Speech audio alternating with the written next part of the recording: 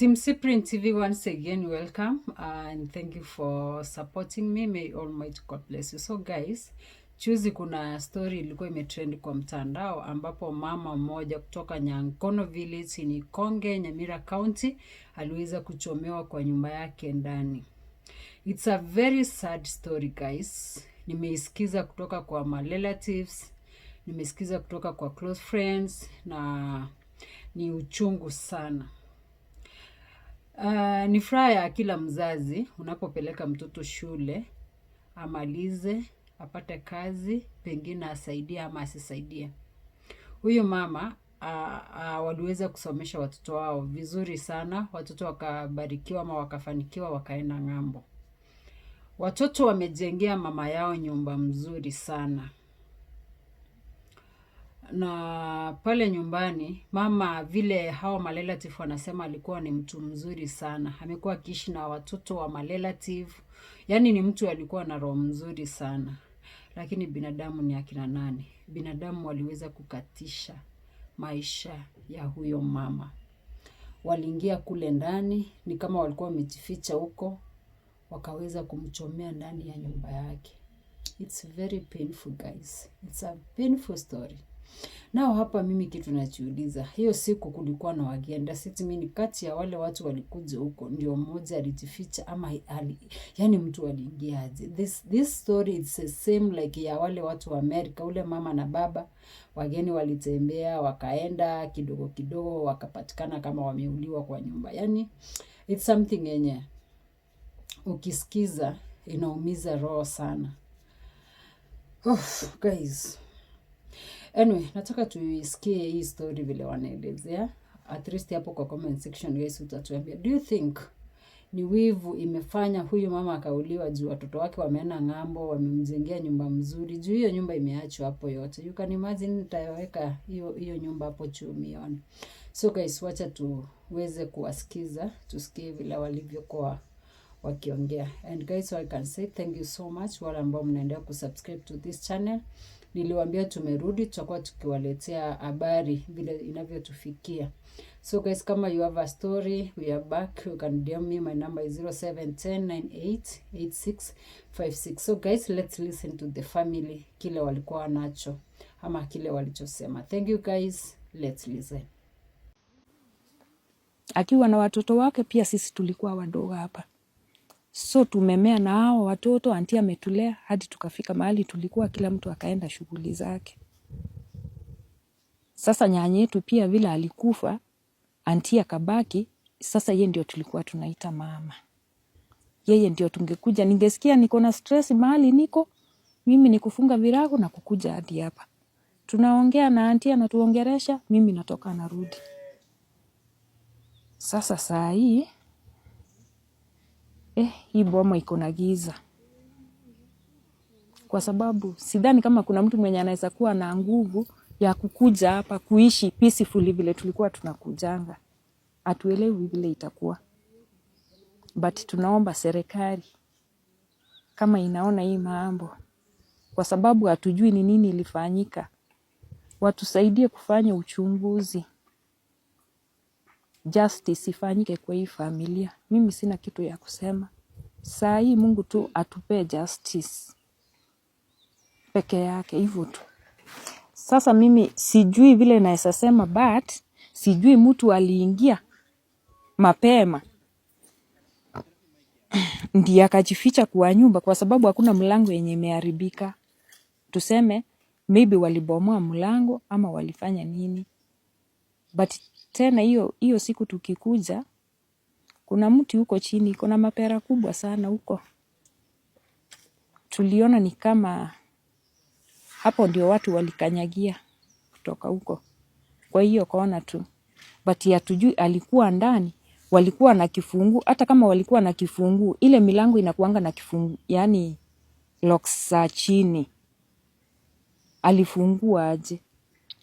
Ni kama mtu sijui alikuwa ameingia ndani, kwa sababu sister yangu mdogo alikuwa huko. Huyo cousin yangu sasa, mtoto wa auntie last born, alikuwa amelala the next room.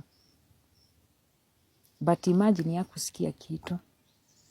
Wakati walipasua hizo vioo zake, ndiye alitoka kwa kitanda. Hatujui sasa mlango ilikuwa imefunguliwa, haikuwa imefunguliwa, lakini bado tuliona matone ya damu kwa hiyo mlango ya chini. So hatujui ni ya auntie ilikuwa ama ni ya nani. But mattress ya auntie ilichomeka hadi kitanda imechomeka hadi chini hapo katikati, na hakuna kitu yenye imeharibika kwa hiyo room. Tuseme maybe moto ilishika curtains ama ikashika kitu ingine. Nilipiga simu, nilikuwa nimeambia auntie Friday jioni kesho asubuhi nakuja, na anajua nakujanga asubuhi sana. Nikampigia simu, auntie akaamuka, akakuja akanifungulia gate. Tukaongea, nikamuuliza maneno ya Joseph ilikuwa aje. Akaniambia hapa mahali tumesimama ndio Joseph nilimpata asubuhi. Tukakuja na auntie, tukafungua hiyo nyumba ya ng'ombe. Akaniambia hata sijakamua, nikamwambia mimi ndio nimekuamsha, sasa tutaanza kufanya nini? Kufanya hiyo shughuli. Tukafungua hapo, tukafungulia ng'ombe zenye zikamuliwi, mbuzi. Tukazifunga hapa. Hii matawi ya mahindi ilikuwa, akaniambia hizo ndio zitakula. Mimi nikaingia kwa nyumba, tukaingia na auntie akaniambia tuende nitafute bucket nikuje kukamua, kwa sababu mimi hata sijui kukamua. Nikamwambia sasa mimi nitaendelea kufanya kazi ndani, wewe enda ukamue, wacha nioshe vyombo nipanguze na hii nyumba, alafu tutaona vile tutafanya. Auntie akakamua, tukapika chai, tukapika breakfast, nikapika chapati.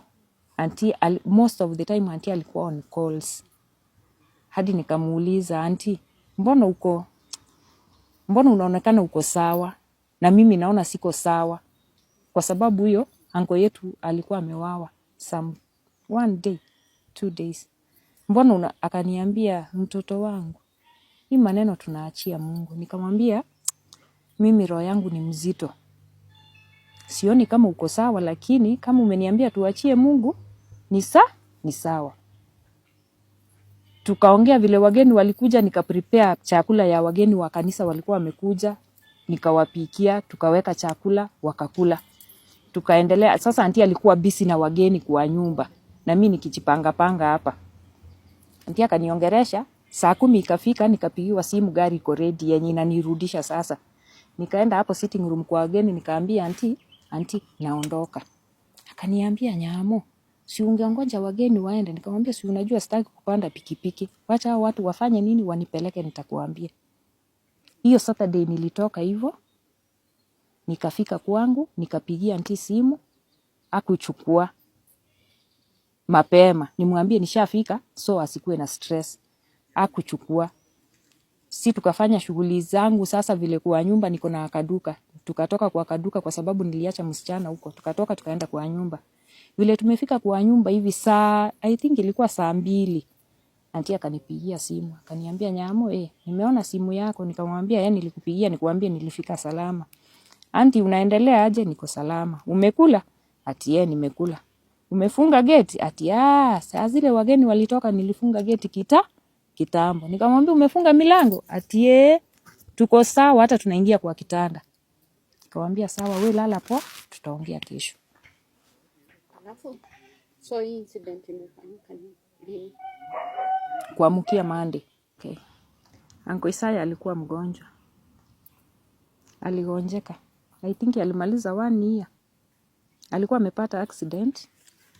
So alikuwa ameumia. Akagonjeka mwisho akakuja akaaga. Ilikuwa December approaching Christmas. I think tulizika 23rd. Christmas hatukuikula tukiwa sawa. So tukalilia auntie yetu, uncle yetu, tukamaliza. Tulikuwa tuna visit ya auntie, sasa si alikuwa amebaki peke yake, so tungemfika karibu. After that auntie ako hapa na huyo caretaker, hata sio ati ni caretaker naweza sema ni uncle yetu, kwa sababu mama ya huyo uncle na baba ya auntie sasa marehemu ni brother na sister, so alikuwa ni cousin yake. I think alikuwa amefeel anastahili kuwa na mtu wake wa karibu kuliko kukaa na strangers. So akaleta huyo uncle wakakaa na yeye. Antini wakati nilikuja sasa kumpa pole hiyo Saturday, nilimuuliza nini ilifanyikia anko. Ati hata mimi siwezi kukuambia vizuri, but aliniambia nataka kutoka kidogo. Akaniomba 100, akatoka. Anajua nawekanga kakitu. Akatoka. Na anti angemunyima hiyo kwa sababu si yeye ndiye alikuwa amekaa, yeye ndiye sasa ndio mwanaume hapa. Akampea na anajua huyo anko aendi kukaa hapo mahali. Anayafikanga na anarudi. So anti akaniambia akampea 100 akaenda. Si walikuwa wamemalizana, wamekula, wako sawa, wanalala zile nyumba zingine next, sio hii kubwa. Kuna manyumba huko mwisho. Saa 2 kufika, anti akapigia anko simu. Huyu sasa marehemu hakushika simu. Akasema maybe ameenda akaweka kakitu kake, amela. Anti pia kalala. Akaingia kalala peacefully. According to me vile anti aliniambia, alienda akalala peacefully. Aliamka asubuhi kushangaa aje yule jamaa yako mbona hajaniamsha aenda hata kukamua ng'ombe. Akaamka kwenda kufungua hiyo side nyingine. Kwenda kwa room ya huyo anko, anapata taa imefunguliwa, mlango haijafungwa. Akashangaa, huyu ako wapi? Watu walikuja wakaiba ng'ombe. Akakuja kwa ng'ombe, akapata ng'ombe iko sawa. Akaenda kwa gate, akapata gate kabla hata afike kwa gate. Wa mama wake wa kazi walikuwa wanakuja, wale day scholars.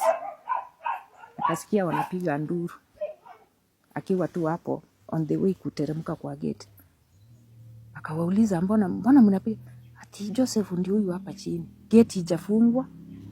Anti akaenda kuangalia, akapata ni huyu anko amelala hapo chini, wamemlalisha hivi. Ako na torch yake kwa mkono. Akapata amekufa.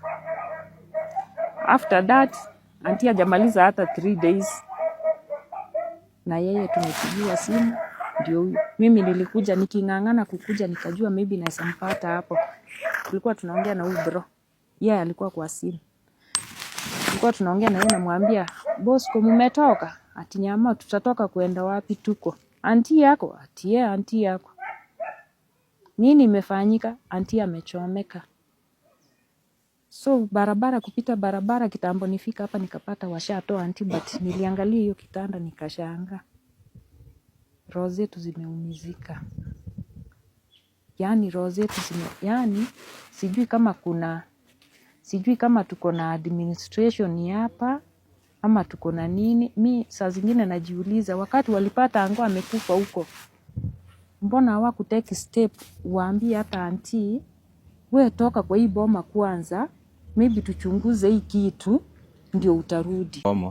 Na watchman wake kuuliwa, though not even a watchman, tunaweza sema like he was his brother.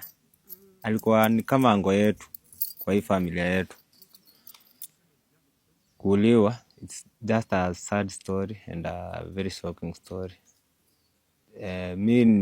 When I got the information first kutoka kwa Fera, tukuje tuone anti yetu hajaamka, nini imefanyika. Wakati nilifika nikapata watu wamejaa. So kukuja tu niliona tu dirisha zimepasuliwa na moshi inatoka.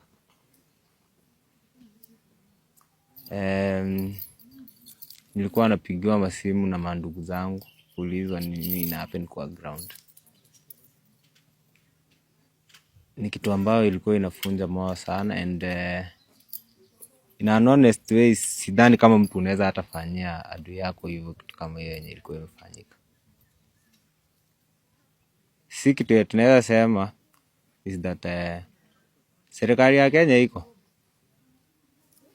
and kama it is really functional, justice inafaa happen. After all, without justice sioni kama kuna kitu yenye tunaweza kuwa tunajua about government. But we hope this is going to happen fast, and watu wajue watu tunamuona hapa, so they try to, hiyo ndo kitu inaweza tujue tu kitu ili happen, tujue mwenye alifanya hivi, na at the end of the day tutashukuru kama justice it happen for the family. Okay, about differences kutoka kwa aunti yangu na kuja kwa community, siwezi sema kama kunaweza kuwa na difference because huyu ni mama wa kanisa. From the community people wenye tumepatana nao, actually they were planning for a seminar ya watoto wa Pathfinder. Huyo aunti yetu so hawezi kuwa mtu mwenye anaweza kuwa na msozo. Femi namjua ile fe namjua juu mtu mwenye tuko close sana, and every time tunapatana, haiwezi pita hata siku mingi kama hatujapatana. So we have had always communications na mambo mingi, but we thank God. Umeongea Unajua justice it happen.